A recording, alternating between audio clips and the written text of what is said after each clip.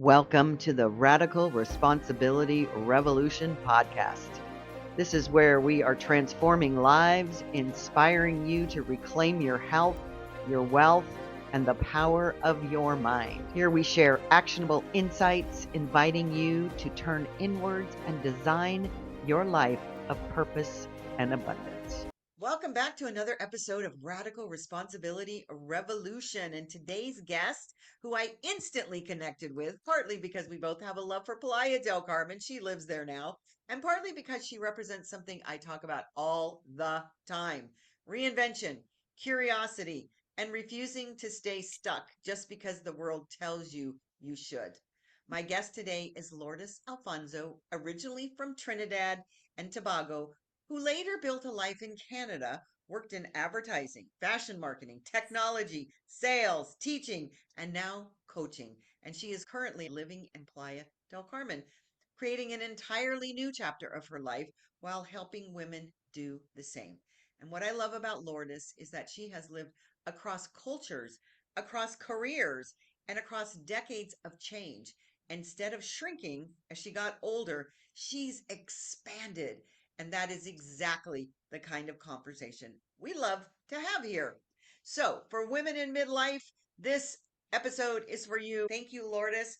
This is exciting. I love the fact that you're in Playa del Carmen, and we could talk about that for hours and hours. But today we're going to talk about how you got to where you are. And the first question I want to ask you is, what is the thing that you're the most proud of in your life? Hi, David. First of all, thank you very much for having me, and we're going to have fun here today. And and to answer your question, one of the most things that I enjoy and respect and everything is my faith.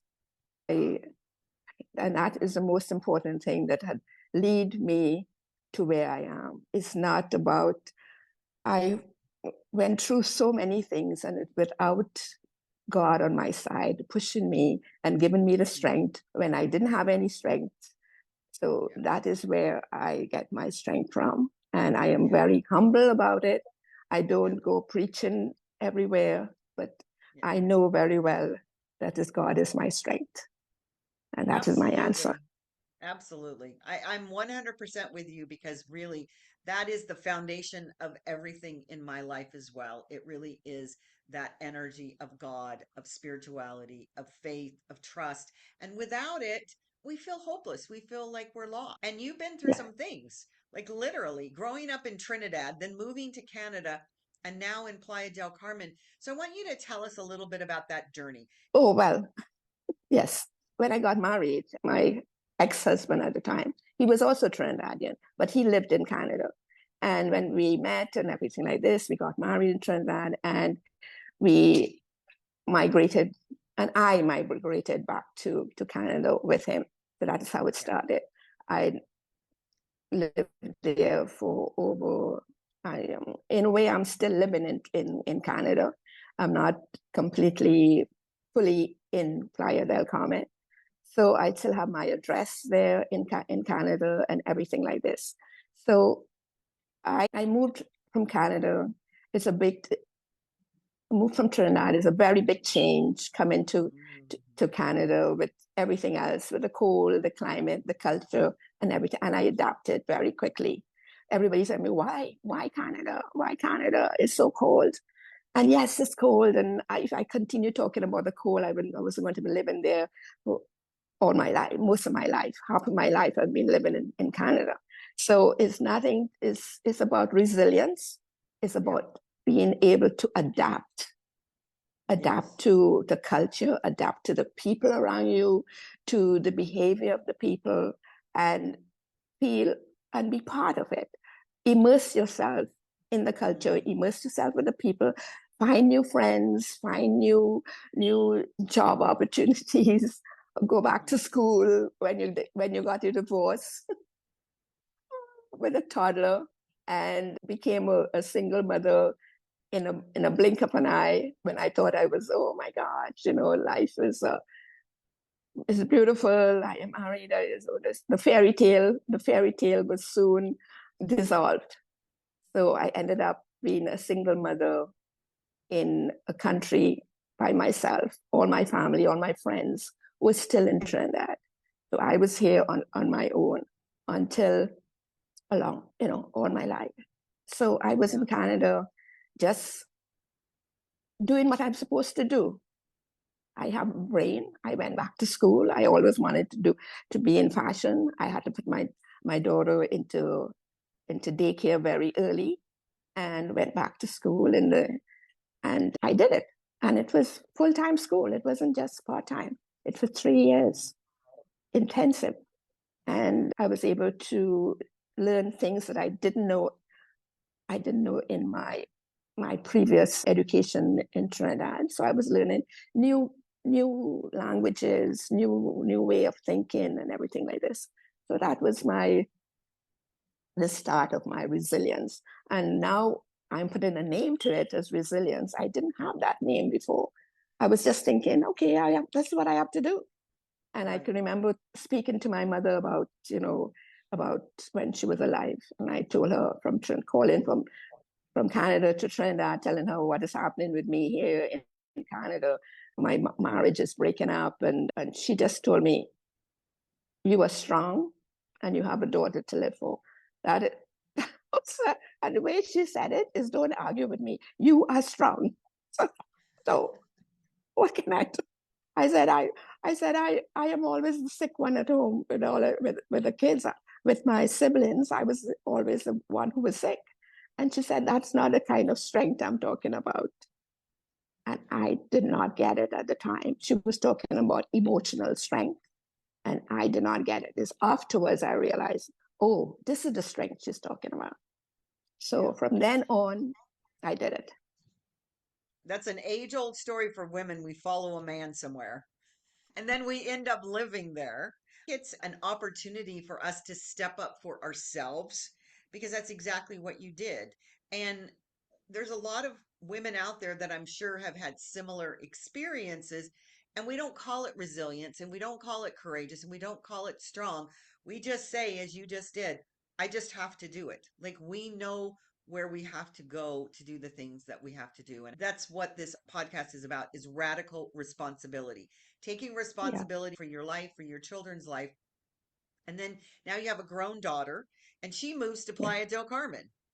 that's right. And so instead of moving for a man, we're like, okay, we're going to go where the kids are. So tell us a little bit about that journey. It is an opportunity for you to grow in a different way, and midlife women wondering, is it too late to change? Because you weren't a young spring chicken when you moved to Playa del Carmen. No, no, I'm Yeah. still not a young spring chicken, believe me. And yes, well, I Playa del Carmen was not on my radar at all. At one time, I was thinking of Ecuador. I love Ecuador, and I went to Ecuador for spent. I visited Ecuador 3 times, and the last time I stayed there, it was for 3 months. So I really wanted. Oh my gosh! After Canada, I'm going to go to Ecuador. Ecuador. So as I said, Mexico was not on my radar. And when my daughter and her husband and my moving with my granddaughter, and I was saying, okay, that you need my help. She needs my help. That's why I was there. So it's still very new to me because we are not here that long. So it's going to be 3 years that they are here. I'm back and forth from Playa to Montreal. So it's still new to me because the things that I want to do, my Spanish is not, I'm not fluent in my Spanish yet. But I'm getting there. I'm getting there. And I am supposed to be speaking Spanish, believe me.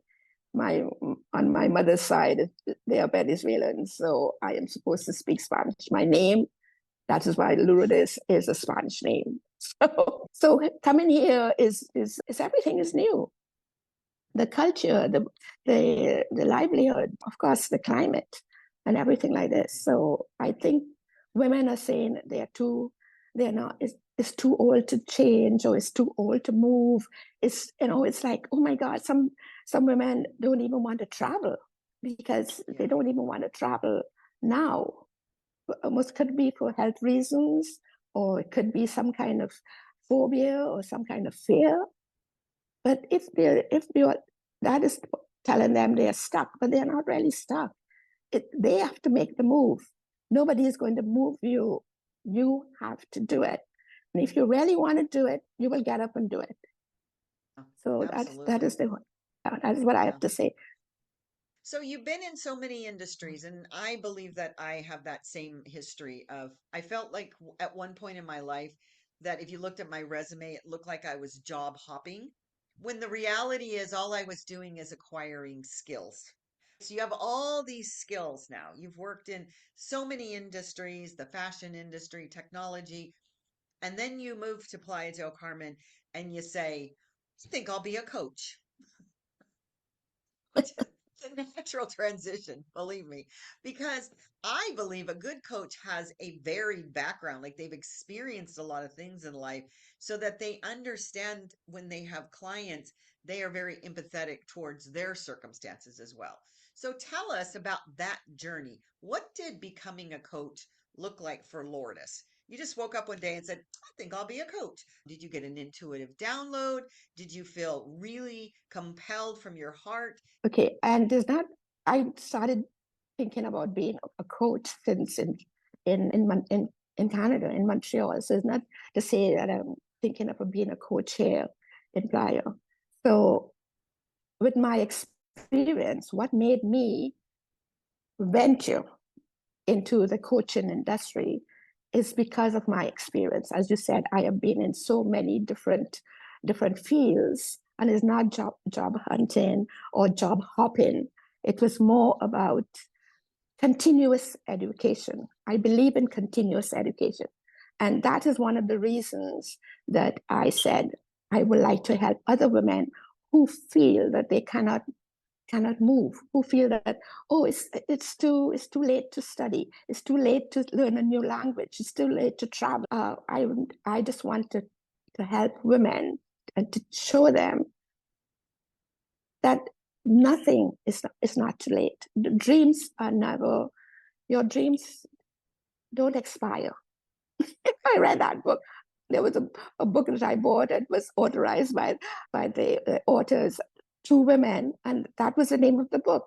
Your dreams don't ever expire. And if you believe that, and you have health and you have strength, and the strength that you have is not only your physical strength, but the strength of God who is guiding you, you will be able to do it. You know, the first time I was going to Ecuador on my own, everybody was telling me, why Ecuador? It's so dangerous, and I've never been there. And everybody was giving me the negative scenario of traveling to Ecuador on my own. I was traveling alone, but I was going to visit friends. I was going to visit a family who I was staying with. And I felt so comfortable. I felt like a long lost family member who arrived. So it's just the opportunity and the risk of taking a risk of doing something different. And when I came back and I was talking about my trip to Ecuador, everybody was like, next time you're going, let me know. Next time you're going, let me know, because they want to come. So I was like an ambassador for Ecuador because I visited all different cities. I didn't just stay in Quito. I went all over because they told me, come and we will be your tour guide. Literally, I went to most of the cities over there, or the barrios, as they call them. Everyone was more beautiful. So telling me not to go, oh, are you going? It's a strange, it's the same thing. I went 3 times. And the last time I went, just before that, there was a terrible earthquake. And again, people say, there was a terrible earthquake. Are you still going? And I was saying, yes, the earthquake is finished. I'm going. Yeah. And what was happening? You know, so you get a lot of negative feedback. Oh, always. That's part of women's well, men and women, but women especially, when they hear the negative feedback about something, then they question their own resolve or their intuition. Because what do you think it was that compelled you to go to Ecuador in the first place? It's not usually on the tourist bucket list. I know you said you had family and friends there. So was that just what was the pull initially to say go to Ecuador? Because that's a pretty big, bold step. Okay, first let me back up. I had in Montreal, I had students, I hosted students who came from other countries to learn English in Montreal. And some of them came to learn French. But I had students in my home who I hosted as foreign students. And one of, one of the students that I hosted was the first one actually. And she was from Ecuador.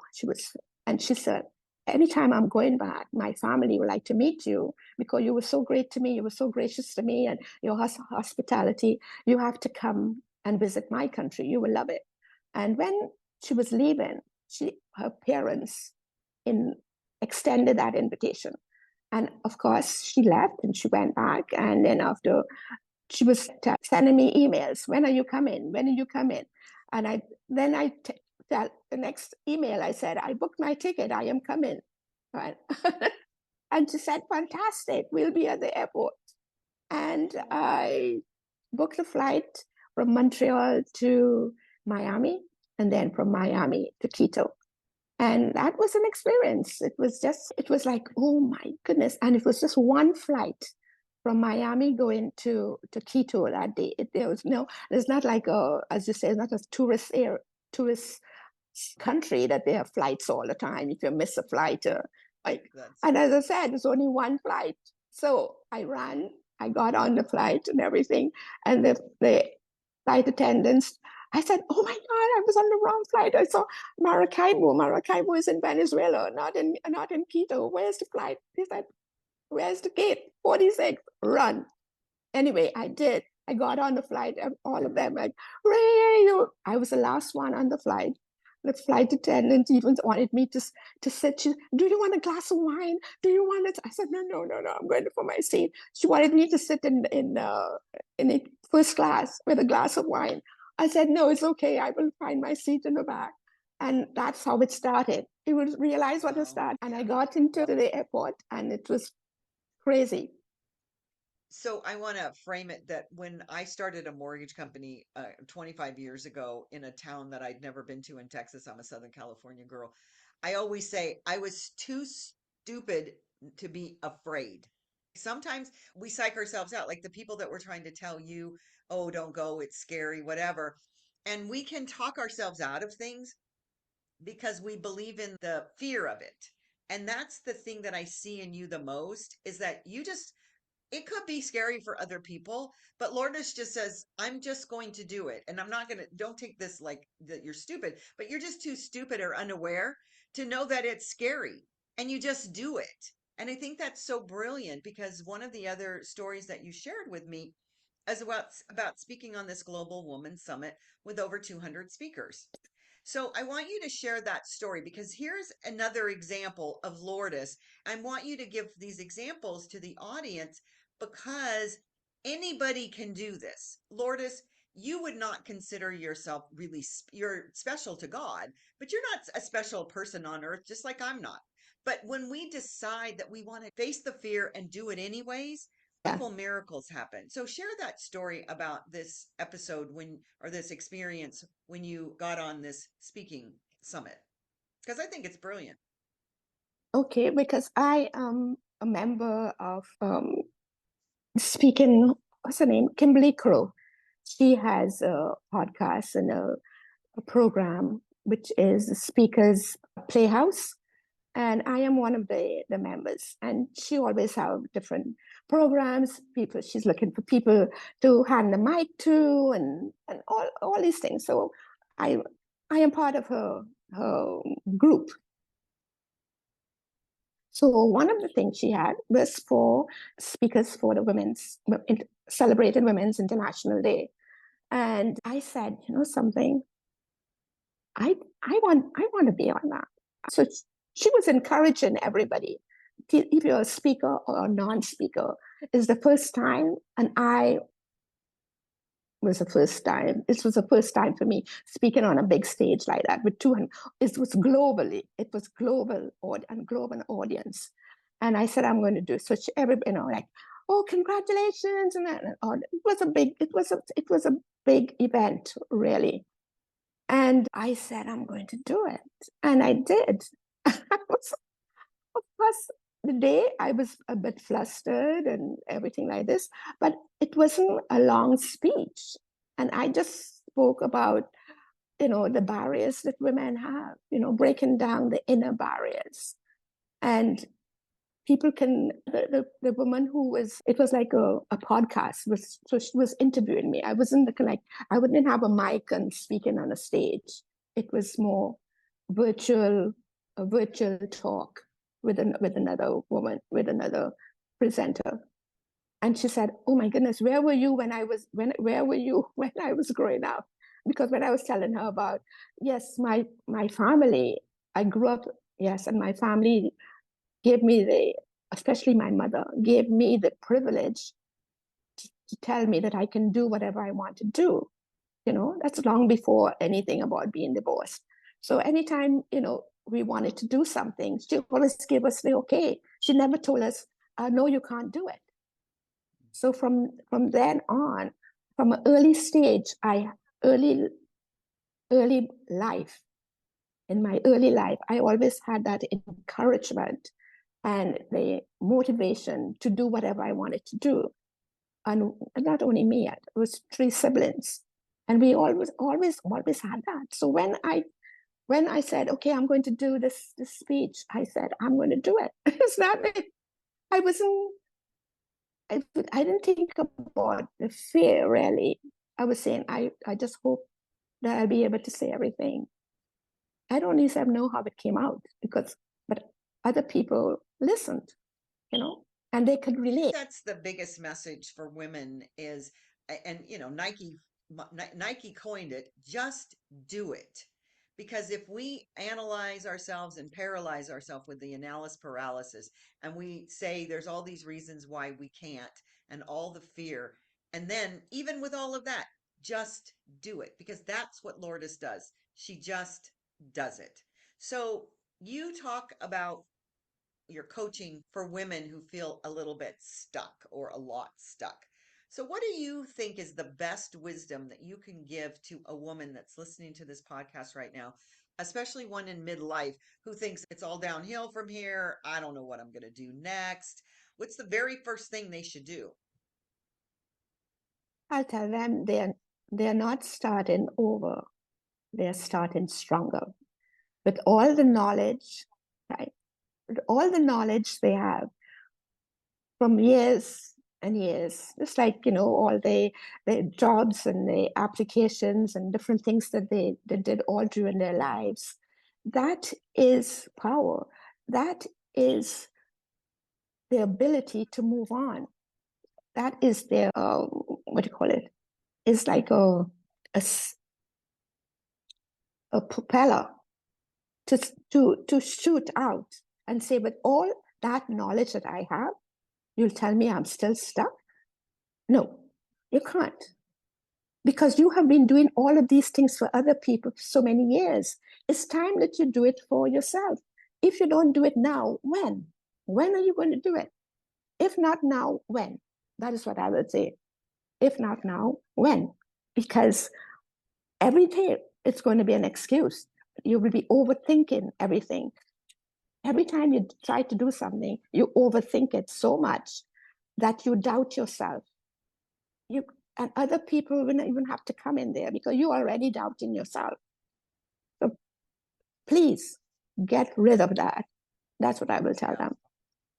I think that's brilliant. That's a reframe of a lot of women's feeling of I'm not good enough or I can't because and fill in the blank. But just to look back on your life, hindsight, that 2020 of looking at all the things, if they even wrote it down, the things that they've accomplished in their life, I think most people would be amazed. And that brings me to my favorite word, my word of the year, which is curiosity. So tell me how curiosity plays in your life and how you share that talent with your clients. What does curiosity mean to you? Curiosity, I never really think of it, that's a good word.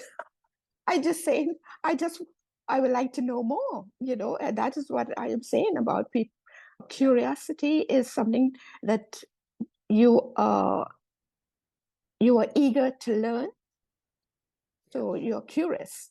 So if you want to learn more, that's going to expand your brain, expand your life, expand your knowledge, expand your circle of friends, your network. So by learning more, it solves your curiosity.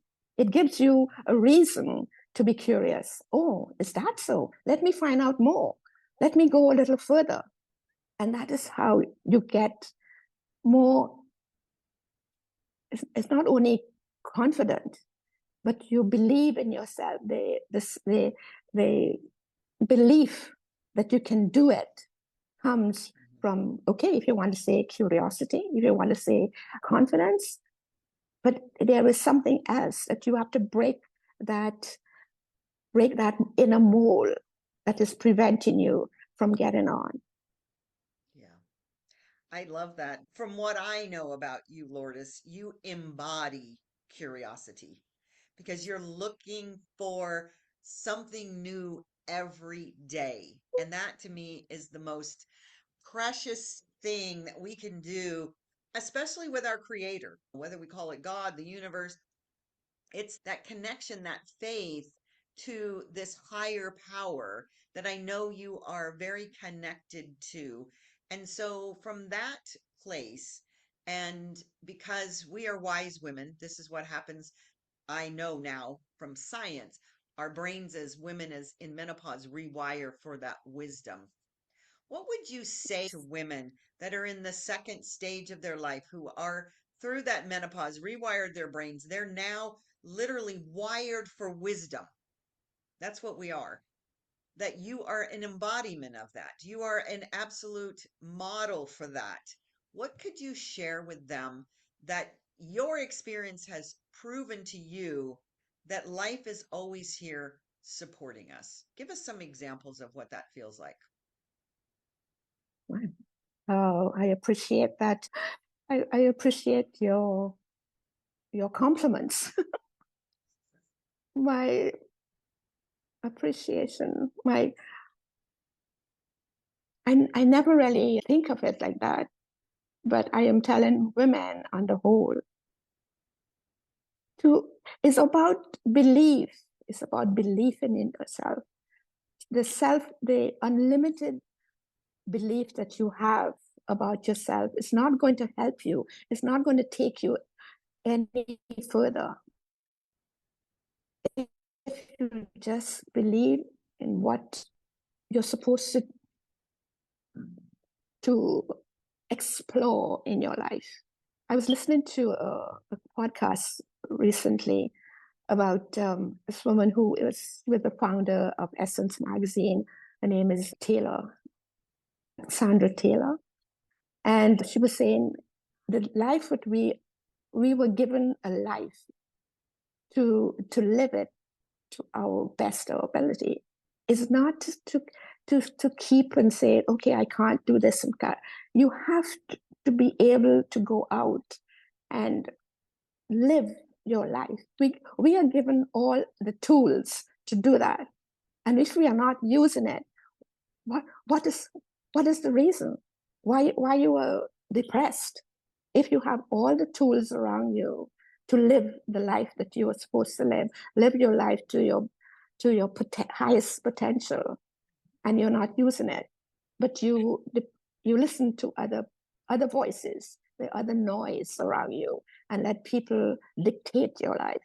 It's not about being dictated. Of course, we are all human and we all have fear, but you cannot let fear dictate your life. You have to move away from it. You have to live a life that you can say, I can take that risk. It's okay. It's all right. And that sometimes when you fail and things didn't go right and things usually mess up, you said, okay, that's an experience.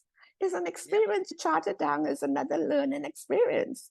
So many, yes, I did so many things in Montreal, and I can remember I did a 5-week program at one of the biggest universities in Montreal, McGill University, and it was for people who are continuing learning program, and all the people who registered were like they were retired or going to be retired. And there's a program at McGill University, and I said to do one of the programs. I want to do one of the courses, and I did it. And it was name of it was Mastering Your Destiny. And people who were in that class, and it wasn't virtual, it was live. I was there in the classroom with my slides and everything like this. So certain things that you just do it, and I was fine. And every day, I got better and better at the presentation, and better at my content. So I was able to speak clearly and everything like this. And it's something that I always say to myself, Daddy, that God gave me the strength to do it, and He gave me a brain. And if I can show other people that if you have a brain and the strength, you have to use it. It's something that you have to use. That's all I've said. And that's the reason I am here today. What a perfect note to end on. And that is just live your life to the fullest and stop wasting our gifts. I love this chat that we've had because you are truly a remarkable woman. I know that you say I'm giving you compliments. I just call it like I see it because you are 100% a model for just do it. Just live your life, be the best you can be and share love. And the other thing that I want to say about you, and you mentioned it a little bit in the beginning, but I want to acknowledge that you are very humble. And humility is a lost art. So I really want to thank you for gracing our audience with your presence, with your wisdom, and with your beauty and your humility. Thank you, Lourdes. It has been my pleasure. Thank you very much. It's much appreciated.